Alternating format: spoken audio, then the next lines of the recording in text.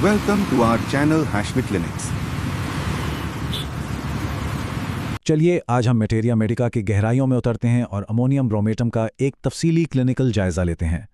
हम इसकी क्लीवी खुसूसियात, तशखीसी बारीकियों और वो अहम नुकात देखेंगे जो इसे तजवीज़ करते वक्त जहन में रखने चाहिए। तो अगर आपको अमोनियम ब्रोमेटम को एक जुमले में समझना हो तो इसका बुनियादी असर बलगमी झिल्लियों, ख़ास तौर पर सांस के निज़ाम और आसाबी निज़ाम पर है। जैसा कि आप देख सकते हैं, ये दवा दायमी नज़लें, आसाबी दर्द और मोटापे का रुझान रखने वाले मरीजों में ख़ास तौर पर कारआमद साबित होती है। ठीक है, तो आज हम इस दवा को समझने के लिए इस खाके पर अमल करेंगे। हम इसके बुनियादी जौहर से शुरू करेंगे, फिर जहनी और उमूमी तस्वीर को देखेंगे। इसके बाद जिस्मानी अलामात, मोडेलिटीज़ और दूसरी दवाओं से इसका मुवाजना करेंगे और आखिर में कुछ अहम क्लिनिकल टिप्स पर बात ख़त्म करेंगे। चलिए पहले हिस्से से शुरू करते हैं, दवा का बुनियादी जौहर। यहाँ हम ये समझने की कोशिश करेंगे कि आखिर वो कौन सा मिजाजी पस मंज़र है जिस पर अमोनियम ब्रोमेटम की पैथोलॉजी परवान चढ़ती है। देखिए, इस दवा का असल मरकज़ी नुक्ता आसाबी मिजाज और दायमी नज़ले का आपस में गहरा ताल्लुक है। आपको अक्सर ऐसे मरीज़ मिलेंगे जिनका मेटाबॉलिज्म सुस्त होता है, वज़न बढ़ने का रुझान होता है और वो आसाबी तौर पर कमज़ोर होते हैं। इसमें जो ब्रोमाइड का हिस्सा है वो आसाबी निज़ाम को हदफ बनाता है, जबकि अमोनियम का हिस्सा बलगमी झिल्लियों की जलन और रुतूबतों से ताल्लुक़ रखता है। तो अब जब हमने इसकी बुनियाद को समझ लिया है, आइए देखते हैं कि ये चीज़ मरीज़ की जहनी और अमूमी हालत में किस तरह नज़र आती है। जहनी सतह पर यहाँ एक बड़ा दिलचस्प इम्तिजाज मिलता है। एक तरफ तो मरीज़ बुज़दिल है, हौसला नहीं है, खुद एतमादी की कमी है, और दूसरी तरफ एक शदीद बेचैनी और खौफ है, ख़ास तौर पर मौत का खौफ, जो अक्सर पेट की अलामात के साथ जुड़ा होता है। और हाँ, वो जो ब्रेन फॉग जैसी कैफियत होती है ना, कि ख्यालात ही गायब हो गए, लिखते या बोलते हुए गलत अल्फाज का इस्तेमाल, वो भी यहाँ मौजूद है। और ये इस दवा की सबसे बड़ी निशानियों में से एक है, दम घुटने का खौफ। इतना शदीद कि मरीज को बेचैन होकर इधर उधर टहलना पड़ता है। ये सिर्फ सांस की तंगी नहीं है, समझ रहे हैं, ये गहरा आसाबी एहसास है। और ये थीम आपको इस दवा में बार बार मिलेगी, मिर्गी की औरत से लेकर खांसी तक। तो अगर हम एक उमूमी तस्वीर बनाएं तो मरीज अक्सर बाईं तरफ की अलामात वाला होगा, जिस्म भारी, मोटापे की तरफ माइल और हमेशा एक आसाबी थकावट का शिकार। और दर्दों का क्या किरदार है वो भी खास है। ऐसा महसूस होता है जैसे किसी ने कसकर पट्टी बांध दी हो, कंस्ट्रिक्टिव पेन्स। ठीक है, इस अमूमी तस्वीर को जहन में रखते हुए अब हम जिस्म के मुख्तलिफ निज़ामों पर इसके असरात देखते हैं, ताकि क्लिनिकल तस्वीर मज़ीद वाज़ेह हो सके। सर और आंखों में यहाँ आपको वाज़ेह तौर पर भीड़ और नज़ले की अलामात मिलेंगी। सर में वही बैंड जैसा एहसास, जैसे कानों के ऊपर पट्टी घस दी हो। आंखों के पपोटे सूजे हुए, सुर्ख, मरीज को लगता है कि उसकी आंखें बड़ी हो गई हैं। और आंखों के कोनों में सफ़ेद लेज़दार बलगम। अब आते हैं इसके सबसे अहम दायरा कार पर, यानी निज़ाम तनफ़ुस। ये दवा ख़ास तौर पर स्पीकर कैटरा के लिए जानी जाती है। सोचिए उन लोगों के बारे में जिनका काम बोलना है, असातिज़ा, गुलूकार, जिन्हें दायमी लेरेंजाइटिस हो और अचानक से शदीद खांसी उठती हो। यहाँ भी बलगम का किरदार बहुत अहम है। सफ़ेद, चिपचिपा और लेसदार खांसी ऐसी है जो अचानक उठती है, गला घोटने वाली, और जैसे ही मरीज लेटता है फौरन बढ़ जाती है।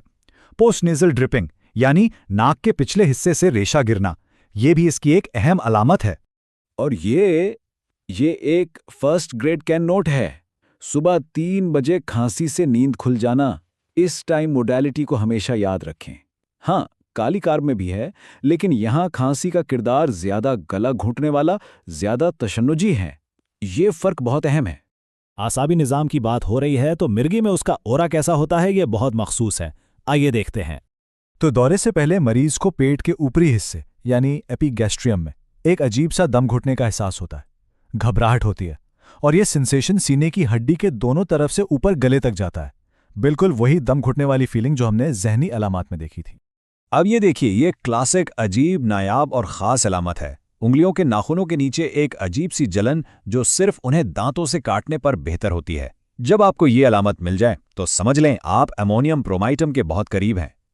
कुछ और निज़ामों में भी इसकी खास निशानियां हैं। ख़वातीन में बाएं बैज़ादानी में मुसलसल दर्द और सख्ती, पेशाब के निज़ाम में दाएं गुर्दे पर दबाव का एहसास, और गले में ये अजीब सी बात कि निगलने की तैयारी में दर्द होता है, लेकिन जब असल में निगलते हैं तो नहीं।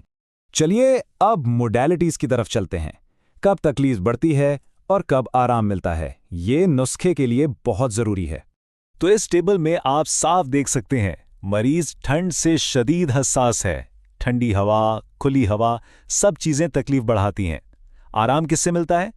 گرمی سے، گرم مشروبات سے، اور ہاں ایک بار پھر صبح 3 بجے کا وقت. کھانسی اور درد دونوں اس وقت بڑھ جاتے ہیں. اب کسی بھی دوا کو اچھی طرح سمجھنے کے لیے اس کا دوسری دواؤں سے موازنہ کرنا ضروری ہے. تو آئیے دیکھتے ہیں کہ امونیم برومائٹم کو ہم کن دواؤں سے الگ کر سکتے ہیں. سب سے پہلا اور سب سے اہم موازنہ ہے کالی بائکرومیکم کے ساتھ. کیوں؟ کیونکہ دونوں میں لسدار بلغم ملتا ہے. لیکن فرق کیا ہے؟ امونیم برومائٹم میں بلغم سفید اور چپچپا ہوتا ہے، جبکہ کالی بائکرومیکم میں اکثر زردی مائل سبز ہوتا ہے اور لمبے دھاگوں میں کھنچتا ہے. یہ اہم فرق ہے. اسی طرح امونیم کارب سے بھی موازنہ کرنا چاہیے، جس میں موٹاپا ہے لیکن دل کی کمزوری زیادہ نمایاں ہے. اور ہیپرسلف، وہاں بھی 3 بجے کی کھانسی ہے لیکن اس کی ٹھنڈ سے حساسیت اور پیپ بننے کا رجحان بہت زیادہ ہے. ٹھیک ہے، تو اب آخر میں ان سب باتوں کو چند آسان نسخے کے اہم نکات میں سمیٹ لیتے ہیں تاکہ یہ دوا آپ کو کلینک میں آسانی سے یاد آ جائے. تو جب آپ کلینک میں بیٹھے ہوں تو ان 4 چیزوں پر غور کریں. نمبر 1، دم گھٹنے کا احساس، چاہے وہ مرگی کا اورا ہو یا عام بے چینی.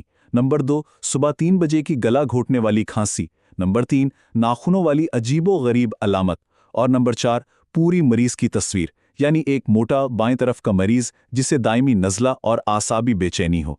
تو ہم نے دیکھا کہ امونیم برومائٹم اعصابی نظام کی بے چینی اور بلغمی جھلیوں کے دائمی مسئلے کو کتنے خوبصورت طریقے سے جوڑتی ہے. ہمارا یہ جائزہ یہاں مکمل ہوتا ہے، لیکن ایک سوال چھوڑ جاتا ہے کہ آج کے دور میں جہاں بے چینی اور سانس کی بیماریاں اتنی عام ہو چکی ہیں، کیا اس دوا کی اہمیت اور بڑھ نہیں جاتی؟ اس پر ضرور سوچیے گا. Professor Dr. Rafat Hashmi is a distinguished homeopathic physician, educator, and researcher with over 4 decades of clinical and teaching experience. He is widely respected for his deep command of materia medica, repertory, and constitutional prescribing, combined with a practical, patient-centered approach. Dr. Hashmi has dedicated his career to training generations of homeopathic doctors, blending classical principles with modern clinical insight. He is also known for his innovative work in digital homeopathy, developing educational content, clinical tools, and AI-assisted systems to enhance remedy selection and case analysis. With a strong commitment to ethical practice and lifelong learning, Professor Dr. Rafat Hashmi continues to guide, inspire, and elevate the standards of homeopathic education and patient care.